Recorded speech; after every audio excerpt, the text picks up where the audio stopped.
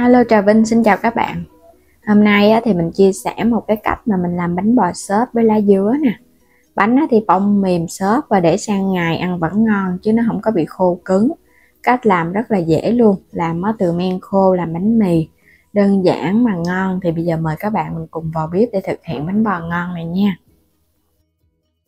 Đầu tiên thì mình dùng ở đây một chén bột gạo 150g nha, chén dung.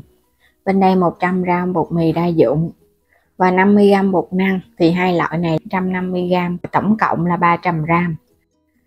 150g đường, muỗng cà phê men khô, loại men làm bánh mì men ngọt, một muỗng cà phê bột nở baking powder nữa nha, chút xíu muối nè. Đây là nước cốt lá dứa mình xay ra xong đặt 100ml và 300ml nước cốt dừa. Bột nở thì các bạn dùng cái hiệu này nha, đừng có dùng cái baking soda là nó bị vàng bánh. Và đây là bột mì mình dùng kết hợp với men khô cùng với bột gạo, thì các bạn có thể mua trong kênh mình có bán luôn. Rồi cho hết một muỗng cà phê men khô nè, thêm cái phần đường vô luôn là khoảng nửa chén đường á, nếu các bạn thích ít ngọt thì giảm lại. Nước cốt lá dứa xay ra rồi cái để tủ lạnh cho nó lắng thì nó mới đẹp. Nước cốt dừa nè, nếu mà dùng nước cốt dừa lon thì các bạn có thể pha chút xíu nước vô cho nó hơi lõn ra một chút để đủ 300ml. Cho vô hết xong thì bây giờ các bạn khuấy đều lên ha, cho cái hỗn hợp này nó hòa tan trước một cái. Nước cốt dừa này thì mình dùng cái loại nước cốt dừa mà từ cái trái dừa khô nó tươi, nó sẽ ngon hơn cái loại mà đóng lon. Thì các bạn có thể cho vài giọt màu lá dứa thì thích, không thích thì mà bỏ qua. Cũng khuấy đều lên. Màu lá dứa thì tăng thêm cái hương thơm và màu sắc đẹp cho bánh. Rồi bây giờ các bạn khuấy đều xong, mình lần lượt mình sẽ cho bột vô ha. 50g bột năng, 100g bột mì đa dụng. Hai loại này là 150g rồi đó. Cứ cho vô từ từ cái mình trộn cho phần bột nó đều. Tiếp theo là một chén bột gạo 150g nữa. Thì các loại bột các bạn không có cần dùng cái hiệu giống mình cũng được luôn nha, mình dùng hiệu nào cũng được hết, không có cần phải bắt buộc là phải giống cái hiệu đâu. Trộn cho thật đều. Ở đây là mình dùng cái loại bột gạo mịn cho nó nhanh tan, các bạn dùng cái loại bột gạo dạng hạt cũng ngon luôn. Rồi cho muối vô sau cùng nè. Cuối cùng là bây giờ các bạn sẽ khuấy đều lên. Mình khuấy cho kỹ thì cái hỗn hợp bột của mình nó sẽ hơi sệt sệt vậy nè.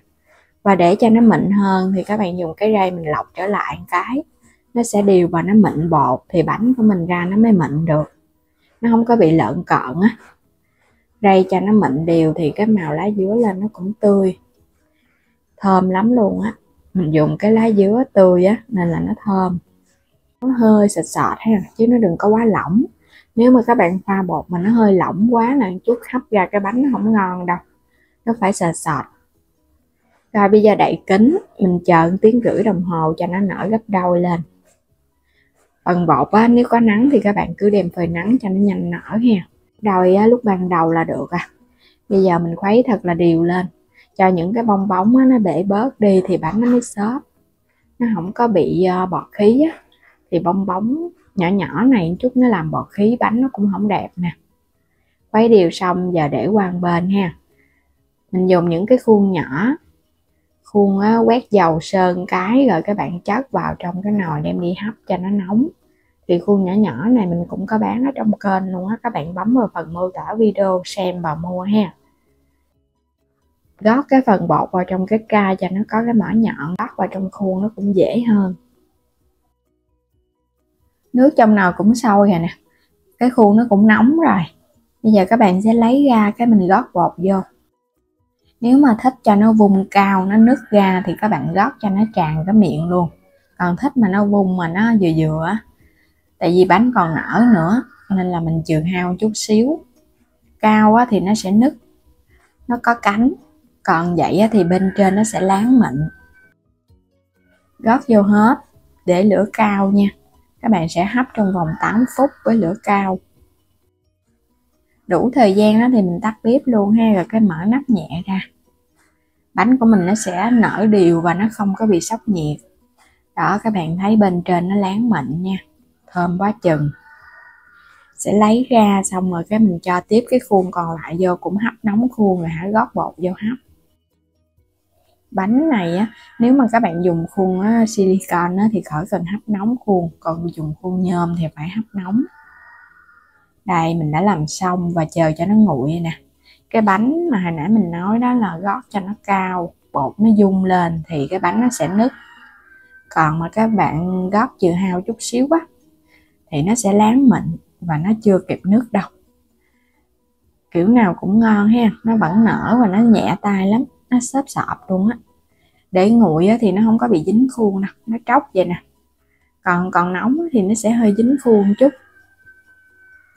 Đây, cái bánh rất là nhẹ luôn, giống như là cái bông lan luôn á. Nó mềm và nó xốp, nó ẩm tay. Pha bột kiểu này á, là các bạn để qua ngày nó cũng không có bị khô đâu, nó vẫn mềm ngon. Kết hợp với nước cốt dừa nữa. Nước cốt béo nhiều á thì bánh của mình nó béo mà nó mềm hơn nha. Còn các bạn thay bằng nước lọc á thì cái bánh nó sẽ không có được mềm bằng. Hoặc là dùng sữa tươi cũng ngon nữa. Nếu không dùng nước cốt dừa thì dùng sữa tươi hoặc là nước dừa tươi á.